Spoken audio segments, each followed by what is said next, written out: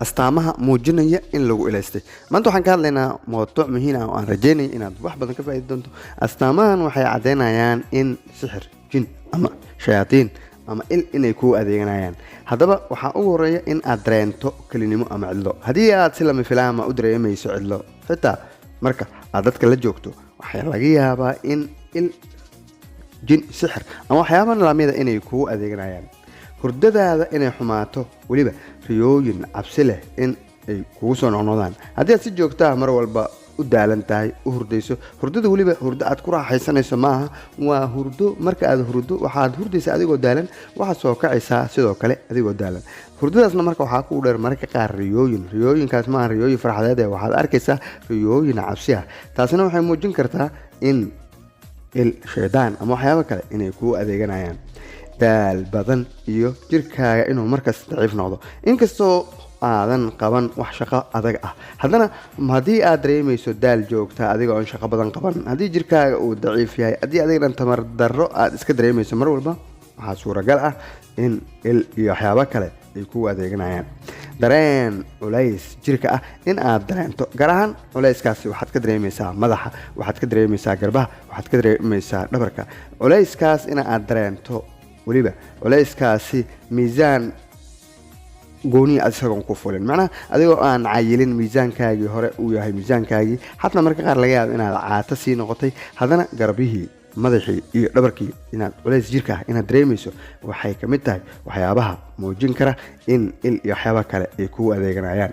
qodobka shanaadna wuxuu leeyahay xanuun aan la garanayn sababtiisa, xitaa dhaqaatiirta aysan waxba kaa helin marka lagu baaray. haddii aad la ildarantaha xanuunna badan marka lagu baarayna wax cudur aan lagaa helin, waxaa laga yaabaa iyo waxyaabo kale in ay kugu jiraan. marka taasna waxay ka mid tahay calaamadaha lagu garto in waxyaabo kale saameyn kugu leeyihiin. isbedel degdega oo ku yimaada dabeecadaada, haddii aad si lama filaana u noqotay qof xanaaq badan, murugo badan, mararka qaar xitaa dabeecadaadii way isbedeshay. tusaale dadkii marka hore ku jeclaa xataa way ku siinayaan, dabeecadaadii way isbedeshay. qof walba wuxuu ku leeyahay xanaaqaaga wuu badan yahay maalmahan, qof walba isbedel dabeecadeed ayuu kugu arkayaa. isbedelka dabeecadaada waxay muujinayaan in iyo waxyaabo kale ay xiriir kula leeyihiin. guuldaro iyo nasiib xumo joogta, haddii aad mar walba la kulmayso guuldaro, xitaa adiga oo dadaal badan sameynayay, macnaha dadaal badan adigoo sameeyay, xataa waad guuldaraysanaysaa. macnaha inaad noqoto qof si weyn mar walba u dadaala haddana guuldaraysta, waxay ka mid tahay calaamada muujinaya in iyo waxyaabo kale ay kuu adeeganayaan. kalsoonidaada inay yaraato iyo shaki badan in naftaada aad ka qaado. tusaale macnaha dadka la ilaystay inta badan dhammaantood waxay dareemaan in naftooda ay wax qiimaa aysan lahayn, macnaha shakiga ayaa ku badanaya noloshiisa, shakiga uu ka qabo waalidkiisa, shakiga uu ka qabo walaalihiisa, tayada noloshooda, shakiga uu ka qabo mar walba. muxuu leeyahay macnaha aniga waa layga fiican yahay, annaga waa laga fiican yahay, dadkeena waa laga fiican yahay, waxaa naga fiican hebel, macnaha qofkan shaki ayuu naftiisaba ka qaaday. kalsooni uu naftiisa ku qabo ayaa yaraanaysa, dareenka inuu yaraado iyo xiriirka aad samayso inuu burburo. haddii si lama filaana aad u dareento nacayb, inaad ka fogaanayso dadkii ku jeclaa, in dareenkii raganimada, dareenkii gogosha, dareenkii haweennimada, waxyaabahaasoo dhan inay kaa yaraadeen, waxay muujinaysaa calaamad ka mid ah calaamadaha muujinaya in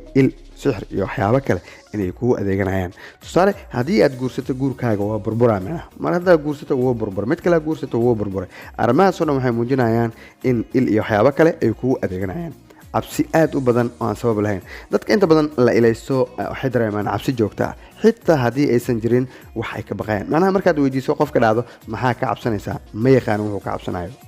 cabsanayo ma yaqaano. waa macnaha cabsi aan sabab lahayn, laakiin wuxuu dareemaa bis in baqdin cabsi in ay si uun uu cabsanayo. qofkaasi waxay muujinaysaa isagana in iyo waxyaabo kale ay ku adeeganayaan. jirkaaga oo si malfilaana uga soo baxan nabaro, finan iyo barar, macnaha jirkaa iska kaa bararaaya, nabaraa iska kaa soo baxaya, dhabarkay ka soo baxayaan, garbey ka soo baxayaan, macnaha jirkaaga meelaha kala duwan ayay ka soo baxayaan, haddana way baaba'ayaan, haddana way soo baxayaan. astaamahaasna waxay muujin karaan in iyo waxyaabo kale ay kuu adeeganayaan. in dareenkaagu inuu la daba socdo ama in lagu daba socdo, macnaha waxaa dareemaya in dad ay ku daba socdaan mar walba. macnaha dadka la ilaystay waxay dareemaan in ay ku jiraan waxyaabo ay arkayaan, waxyaabo indhahooda ka qarsoon dadka kale caadiga. tusaale qofka inuu isdhaho waa lagu daba socdaa, inuu is yiraahdo waa lagu yeerayaa tusaale in lagu faadoma in lagu dhaho qof gadaal inaa fiiriso yaa iyo wacay camal gadaal fiirinaysaa sidoo kale in lagu daba socdo kale qof inuu ku daba taagan yahay waxyaabahaas oo dhan ayaa shaki noocaas ah ayaa dareemaysaa gurigaaga in aad ka dareento inuusan sidii hore ahayn macnaha haddii aad gurigaaga si lama filaan u noqdo mid la yaab leh in aad maqasho mararka qaar codad in aad dareento in ay quraanshada iyo waxyaabo kale inay ku soo badanayaan oo aad leedahay si kasta u hagaajiso in mar walba aad arkayso quraansho iyo waxyaabo cayayaan oo socdo inaad aragto waxay caddeyn u tahay in il iyo waxyaabo kale in ay kugu shaqaysanayaan bixintaanka lacagtaada in aadan garanayn meesha ay ku baxday macnaha dadka la ilaasay inta badan waxay dareemaan in lacagtooda ay dhamaanayso macnaha meel ay ku bixiyeen ma yaqaan qofkan lacagtii waa ka baxaysaa meel uu ku bixi ma yaqaan waxa arkaysa qofkan waxa soo gashay lacag fara badan tusaale 500 soo gasho 200 soo gasho 300 kuna soo gasho 1500 kuna soo gasho hadana wax uu ka haya mal macnaha wax ma dhigan karo meel wax ma dhigan karo waxa arkaysa qofkii lacagtii way ka sii dhamaanay meel uu ku bixiyo hadaa weydiiso dhahdo warnimo maxaa ku qabsatay lacagtan isaga xataa ma sharxi karo macnaha isaga ma sharxi karo shaqadaada iyo waxbarashada in si lama filaana u burburan haddii aad leedahay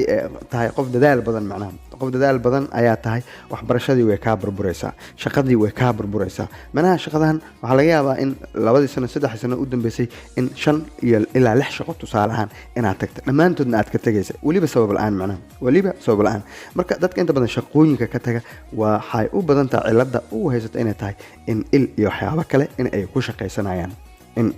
ku shaqaysanayaan qodobka kale ee isha astaamaheeda lagu dareento waxa kamid dareen ah inaad maqasho codad sida haddaan hadda ka sheekeynayno ah in lagu dhaho tusaale macnaha maxamedow gadaal inaad fiiriso oo yaa ii wacay macnaha yaa ii wacay inaad dhahdo cunnada in aadan cuni karin ama ay ku dhibayso haddii aad si lama filaana u nacdo cuntada xataa kuwa aad jecleed aad u nacdo haddii aad dareento in cuntada aysan kuu dhadhamayn macnaha cuntada wax xiisa ay kugu hayso ma laha taasna waxay noqon kartaa marka calaamad muujinaysa in il iyo waxyaabo kale ay kugu jiraan dareenka qabow ama kuleyl aan caadi ahayn dadka inta badan la ilayso waxay dareemaan qabow iyo kuleyl aan caadi ahayn marka cimiladu ay caadi tahay macnaha dadka kale iyagoon kuleyl dareemayna waxay ku leeyihiin kuleylaa jiro dadka kale oon qabow dareemayna waxay ku leeyihiin qabowbaa jira marka taasna waxay ka mid tahay calaamadaha muujinaya in il sixir shaydaan iyo waxyaabo kale inay kugu shaqaysanayaan aad baad u mahadsantahay daawashada muuqaalkan halkanna qaybtan dambe waxaan ku soo gudbinaynaa saaxiibada saameynta ugu badan ku leh youtube-keena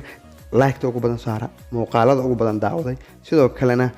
inta ugu badan kommentiyada ka bixiyay aad baad u mahadsantihiin